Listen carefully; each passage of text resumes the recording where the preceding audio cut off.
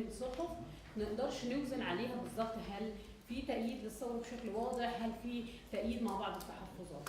مهم انه المجموعة الموجودة كلها هي على اعلى مستوى، اما هم دول قادة الرأي في مصر، بعضهم اعلاميين والبعض الاخر ضيوف في البرامج وكتاب للمقالات.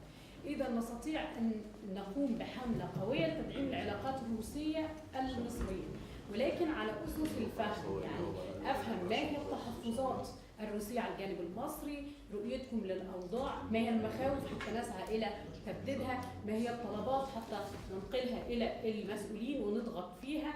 كل ما تطلبه روسيا فيما يخص بعض المناطق السياسية والاقتصادية والاجتماعية مهمتنا نحن ننقلها الرأي العام ونضغط على الجانب السياسي من الناحية الأخرى لتسهيل المهام الدبلوماسية التي أحيانا تأخذ شكل بيروقراطي، تأخذ وقت أطول.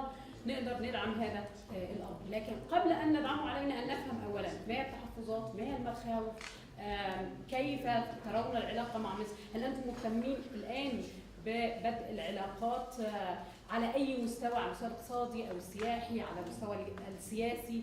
علينا أن نفهم ما هي تصوراتكم ونستطيع، وأنا أعلم ذلك أن النخبة الموجودة بالكامل تستطيع أن تدفع هذا الأمر. ونحن بحتاج إلى استماع من الجانب الروسي وليس من الصحافة لأمور كثيرة غير واضحة.